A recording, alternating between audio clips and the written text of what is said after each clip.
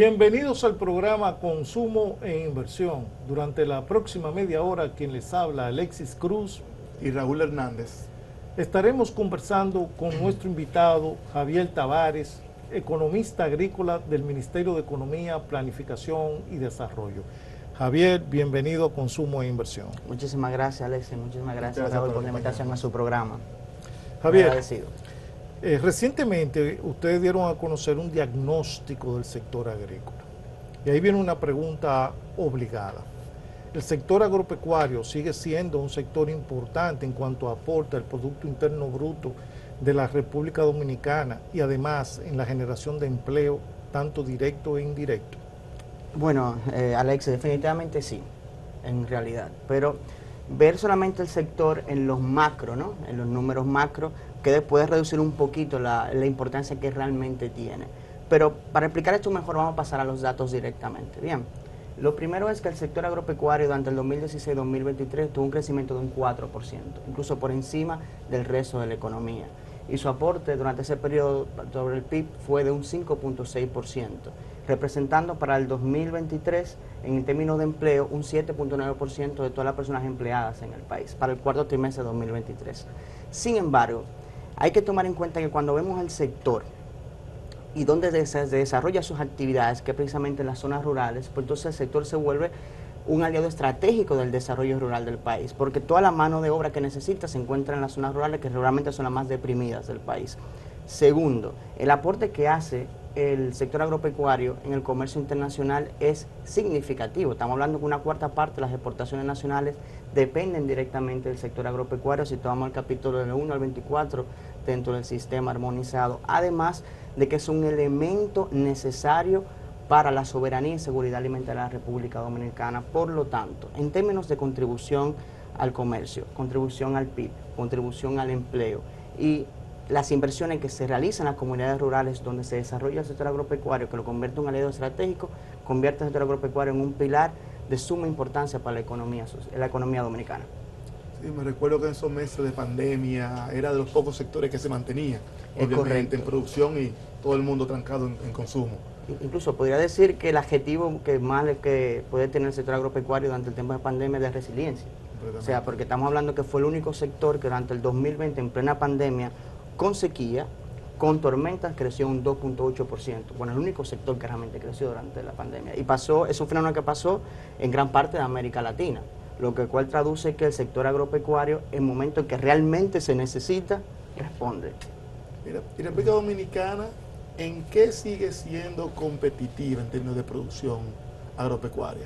Bueno, ahí tenemos que preguntarnos si es competitivo al interno o al externo, porque digamos que son dos condiciones diferentes. Pero digamos que es al interno primero.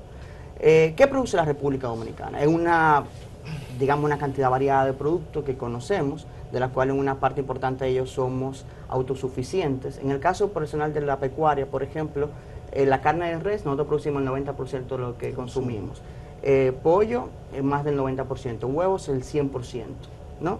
Y en el caso particular de los rubros agrícolas en especial, nosotros somos autosuficientes en arroz, lechosa, yuca, prácticamente en todos los raíces y tubérculos, en la musácea, los frutales, los vegetales, pero el 60% de toda la producción agrícola del país básicamente está en 8 productos: yuca, lechosa, arroz, plátano, banano, cacao en grano, aguacate y caña de azúcar.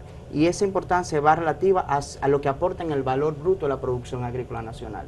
Si lo llamamos o lo interpretamos en el caso de la tierra, por ejemplo, ya sería otra clasificación, porque estamos hablando de economía, tenemos que ver el valor, ¿no?, que aporta cada rubro dentro del valor bruto agrícola.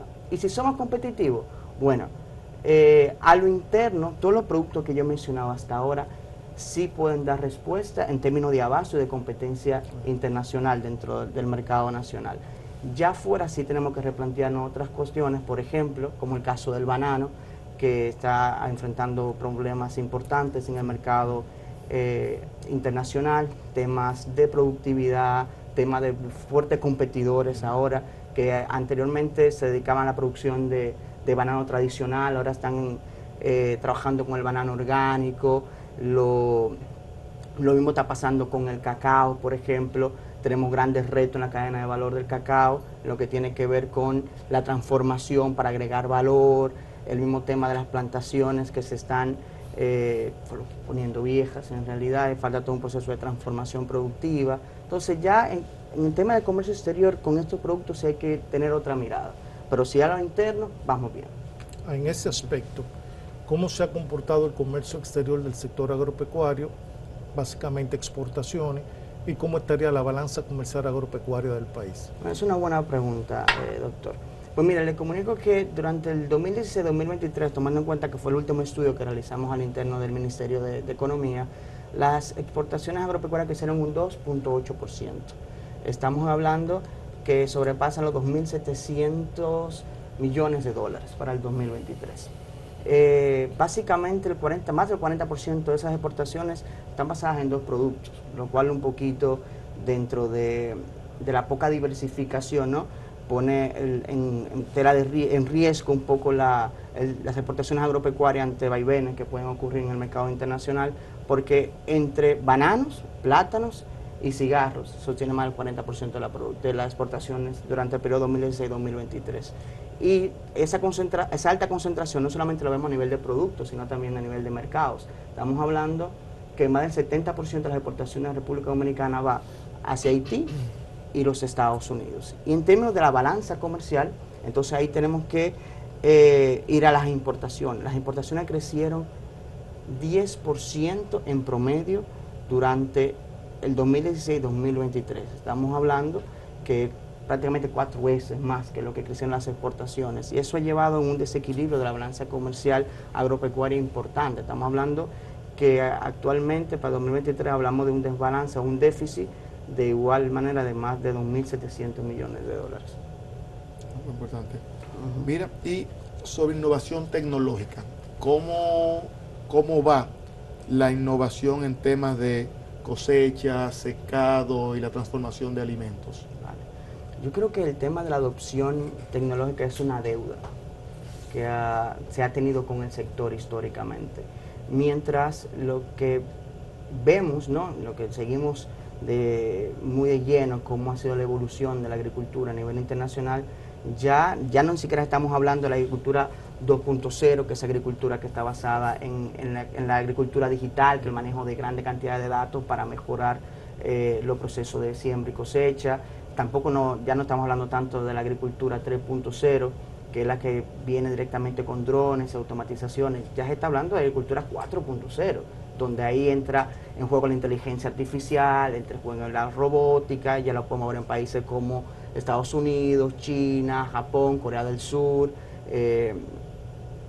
Sin embargo, nosotros todavía estamos hablando de agricultura de precisión y con pasos muy tímidos, en realidad. Y eso va de la mano también con pasos muy tímidos en agricultura, lo que sería la agricultura 3.0, ¿no?, con la implementación de drones para temas de siembra, temas de fumigación, etcétera. Yo creo que nosotros, en comparación con el resto de las economías más avanzadas dentro del sector agropecuario, nos falta mucho camino por recorrer. ¿Y te atreves a decir algún por qué? ¿Por qué estamos tan atrás y tan esas oportunidades ahí y lo hemos sabido aprovechar en otros sectores quizás? Creo que la educación. La educación y la inversión juegan un papel fundamental. Regularmente en agricultura, como es un sistema de producción muy riesgoso, esa es una, donde no todas las informaciones están a la mano como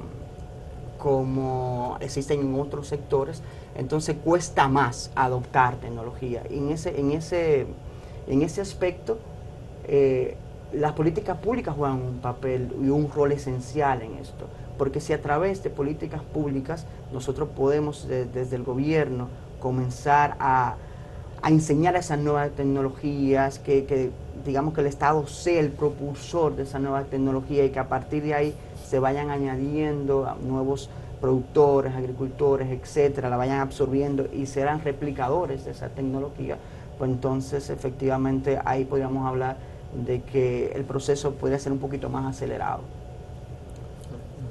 Amigos televidentes, vamos a una pausa comercial y al regreso seguiremos conversando con Javier Tavares, economista agrícola del Ministerio de Economía, Planificación y Desarrollo.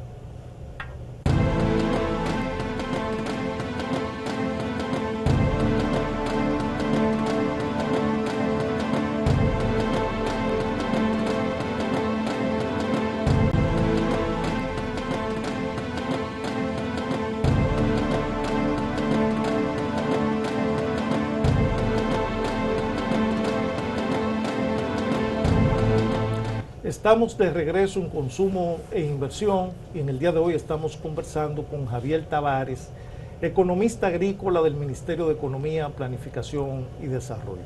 Javier, mira, por un lado nosotros tenemos la situación de que la disponibilidad de tierras agrícolas viene disminuyendo porque se están dedicando a otros proyectos. Correcto. Por otro lado, tenemos entonces la situación de que tenemos un modelo de desarrollo sobre la base del turismo, el cual demanda más producto de producción nacional, alimentos, carnes, en general alimentos. Y entonces me gustaría saber si ambas cosas pueden poner en riesgo la seguridad y la soberanía alimentaria del país y qué medidas se pueden tener en el caso de que eso sea así. Vale. Bueno, la primera parte, que es la que tiene que ver con el tema de las pérdidas de tierras agrícolas, es así, es evidente. Incluso nosotros, dentro del Ministerio de Economía, a partir del uso de imágenes satelitales, desde el 1990 hasta el 2020, pudimos corroborar que efectivamente en zonas específicas del país, como Pedernales, San Cristóbal, se han perdido hasta un 40% de las tierras agrícolas que por imágenes satelitales se tenían en el 1990. Cuando tú hablas de perder es porque se está dedicando a otro uso. Es correcto, a otro uso, es así. Lo cual es una cifra alarmante en realidad. Evidentemente, al utilizar imágenes satelitales hay un sesgo, hay cierta sobreestimación regularmente, pero el simple hecho de detectar a partir de imágenes satelitales una pérdida de hasta un 40% de suelos agrícolas en determinada zona del país, yo creo que eso no tiene que llamar a capítulo, ¿no? Definitivamente. Y lo que tiene que ver con un modelo de desarrollo basado en turismo que evidentemente genera un aumento en la demanda, ¿no?, de alimentos y en la República Dominicana. Yo creo que más que la seguridad afecta más el tema de la soberanía, ¿no? Porque eso implica, esos choques de demanda implica un efecto sobre los sistemas agroalimentarios que existentes en República Dominicana, lo que obligaría evidentemente a buscar la forma de poder producir más. Yo lo veo como una oportunidad en realidad, más que una problemática. Porque en términos de seguridad tenemos toda la capacidad de importar los alimentos necesarios, y lo hemos demostrado, para mantener niveles considerables de seguridad alimentaria. Y a nivel de soberanía, yo creo que entre más demanda de alimentos por parte del turismo, es una puerta de oportunidad para seguir nosotros la senda que hemos tenido hasta ahora de seguir produciendo más alimentos y con mayores productividad. Porque algo que quizás no mencionamos previamente es que al momento de realizar este diagnóstico hicimos una relación entre rendimientos y aumentos en la producción agropecuaria en el suelo. Es decir, cómo identificar que los cultivos que yo estoy actualmente produciendo están teniendo un comportamiento dinámico. Es decir, aumentan el rendimiento, pero a su vez aumentan en el suelo que están utilizando para la producción. Y más del 60% de los cultivos que analizamos, que es un total de 66, mostraron un comportamiento dinámico. Quiere decir que en la senda de crecimiento del sector agropecuario para fines de disponibilidad alimentaria vamos bien. Y en el caso particular de que si estamos haciendo algo, si se podría hacer algo, bueno, el enfoque del Ministerio de Agricultura en los últimos años ha sido prácticamente destinar sus esfuerzos a la producción, al aumento de la producción agropecuaria. Entonces el Ministro de Agricultura, el economista Limber Cruz, en varias ocasiones que tiene la oportunidad en conferencias nacionales, ha determinado que nosotros no podemos pensar en producir para la población dominicana, tenemos que pensar en producir para la población visitante, que son los turistas, y para la población para la cual también nosotros generamos exportaciones, como es la República de Haití, por ejemplo. Mira, y hablando un poco de turismo, también nos pone a pensar en costas. Y un elemento en seguridad y soberanía alimentaria es la pesca. Y recuerdo que hace unos minutos hablamos de Chile, fuera de cámara, que algo que escuchaba mucho es que obviamente esa industria chilena es tan fructífera porque el Pacífico y el océano frío es muy productivo. Sí. Y recuerdo que oía que una de las cosas de Dominicana y la restricción de la pesca es el Mar Caribe, la temperatura no es tan productivo. ¿Cómo se ve hoy el sector de la pesca? ¿Qué perspectivas hay? Porque es un generador de proteína y fuente alimentaria muy, muy importante. Sí, es correcto. ¿Sabes qué? Se escucha mucho decir que hay temas de los que se habla mucho y se investiga poco, ¿verdad? En el caso de la pesca, es un tema del que prácticamente no se habla y las investigaciones son también prácticamente inexistentes en realidad. Yo creo siendo isla, honestamente. Mira, según datos del Codopesca, la República Dominicana produce o digamos pesca alrededor de 300 especies diferentes, entre crustáceos, moluscos y peces, correcto. Sin embargo, su producción de 2016 a 2023 ha descendido en promedio un 13%. O sea, estamos hablando que para 2023 prácticamente no llegamos ni a 100.000 quintales de productos de la pesca en la República Dominicana, que para compartir una isla donde tenemos mayor proporción de la tierra y evidentemente de la costa, con la República de Haití, uno pensaría que nuestra principal fuente de proteína sería el pescado, pero no es así. Incluso tenemos el consumo de pescado más bajo de todo el Caribe y el más bajo de Centroamérica. Y si lo comparamos con el resto del mundo, ni se diga. Estamos hablando de que, por ejemplo, en América Central consume alrededor de 12 kilogramos de pescado por persona al año, ¿no? Nosotros apenas llegamos a un 8. Y el 90% de los productos de la pesca que consumimos es importado, ni siquiera es local. ¿Y a qué se debe eso? Que nosotros tenemos un sector pesquero que tiene muchas limitaciones, mucha marginalidad en el trabajo, embarcaciones en muy mal estado, muy baja formación, envejecimiento de la mano de obra existente, poca fiscalización, una baja regulación, y todo eso, si uno lo suma a una plataforma marina limitada, que realmente lo tenemos, por eso regularmente hay problemas que tenemos pescadores que son apresados en Bahamas, etcétera, porque no tenemos un espacio, una plataforma limitada y un espacio también marítimo no adecuadamente delimitado. Entonces, ese elemento, más el hecho de que las formas en las cuales regularmente se genera la pesca, lo que se llama el arte de la pesca, son muy rudimentarias, lo que también ponen en riesgo nuestros ecosistemas marinos, que son muy frágiles. Entonces, como es un sector que necesita ser replanteado por completo, en realidad. Mira, Javier, uno de los temas que siempre salen a relucir cuando se habla de agropecuaria es la comercialización. Así es. A nosotros nos gustaría saber cuál es el papel que juegan los mercados municipales, tanto los mercados minoristas como los mercados mayoristas. Bueno, Cruz, yo creo que hemos dado con uno de mis temas favoritos de investigación, en realidad. Yo siempre he sido abanderado de que en los países donde las cadenas de valor no funcionan bien, porque realmente no funcionan bien, para que tengan una idea, antes de seguir con mi respuesta, hablamos de que entre el 30 y el 60% del margen de comercialización de los precios de los productos agropecuarios queda en la intermediación. Es decir, que por poner un ejemplo, si un plátano no vale un peso, correcto, el 60 centavos prácticamente ese peso queda directamente a la intermediación, en la intermediación de comercialización, en el intermediario. ¿Qué es un estándar? ¿Qué debería ser un valor funcional? No hay un estándar como tal, pero ya cuando uno analiza, por ejemplo, el resto de la región que tiene cadenas de valor que sí funcionan bien, como el caso de Chile es un ejemplo importante, o el mismo Argentina, hablamos de margen de comercialización de un 15, un 20 por producto, un 30 cuando funcionan mal. Aquí hablamos por ejemplo, las hortalizas, el 60% del precio de las hortalizas prácticamente queda en los intermediarios, lo que evidentemente genera un aumento en el costo en el momento de que los consumidores van a los mercados a comprar esos productos, y eso es una muestra de que las cadenas no funcionan bien.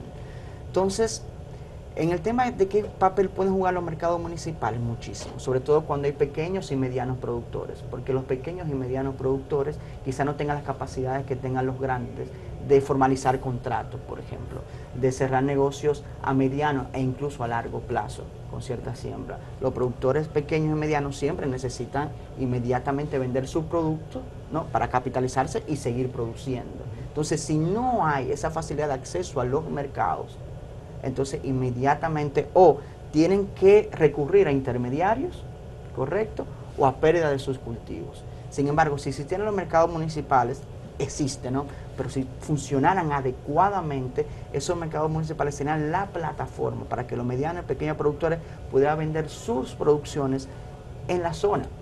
Y si de repente genera un excedente significativo, que incluso el mercado municipal no pudiera absorberlo, pues entonces existieran mercados regionales. Actualmente hay uno que es el Mercado Santo Domingo que no funciona en su máxima capacidad.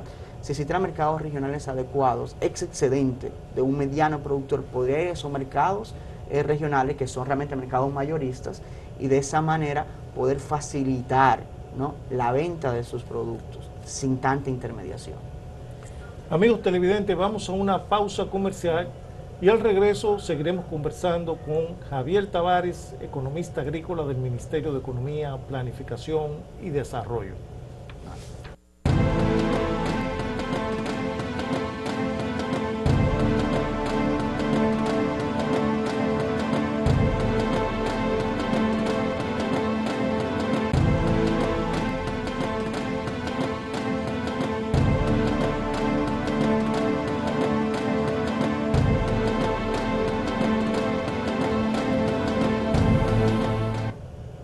Estamos de regreso con Javier Tavares, economista agrícola del Ministerio de Economía, Planificación y Desarrollo.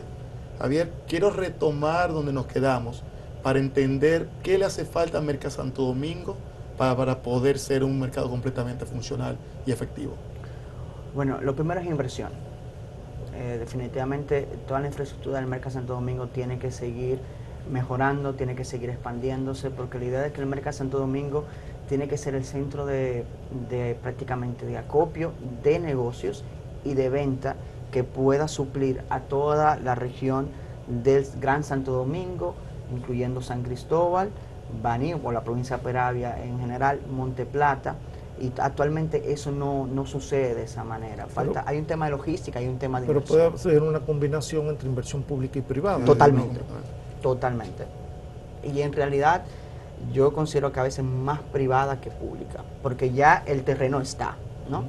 Ya lo único que hay que fortalecer ahí son los almacenes, las plazas de negocio, porque la idea es que el Mercado Santo Domingo sea ese lugar donde aquellos se puedan reunir, tanto grandes productores como grandes compradores, y hacer todos sus negocios ahí, sin tener que ir directamente a fincas, sin tener que trabajar directamente con intermediarios, que camioneros, que sistema de transporte, no. Que el Mercado Santo Domingo sea ese punto de encuentro para formalizar contratos y de igual forma para recoger y almacenar productos agropecuarios. El tema del almacén está en un buen momento, o sea que ojalá sea Sí. esto un par de años que le toque por el lado del positivo. Y para retomar, para mantenernos en este tema de comercio, tenemos una óptica bastante ya quizá resumida, estamos llegando al final del programa, comercio exterior. ¿Cómo hemos aprovechado los acuerdos comerciales en términos del sector y cómo tú ves el reto de un DERECAFTA 2025 cuando hemos leído en muchos periódicos y algunas discusiones el posible impacto que va a tener en particular sobre el arroz? Ok, bueno, en términos generales los acuerdos se han aprovechado bastante bien. O sea, si prácticamente más del 70% de nuestras exportaciones va a los Estados Unidos y Haití, y con Estados Unidos tenemos un acuerdo de DERECAFTA, quiere decir que estamos haciendo uso efectivo del mismo. Y en el caso de las exportaciones a la Unión Europea, a través del EPA, a través de los acuerdos hemos tenido la plataforma perfecta para impulsar la industria del banano, por ejemplo. Y en el caso particular del posible impacto del arroz en el DERECAFTA, yo creo que eso merece un programa especial. Por fecha. Sí, pero sin embargo vamos a resumirlo bastante alto. Es un poco difícil cuantificar, nosotros como economistas, el impacto efectivo que podría tener, porque acuérdense que el arroz, a través del programa de pignoración, tiene un impacto directo en los precios.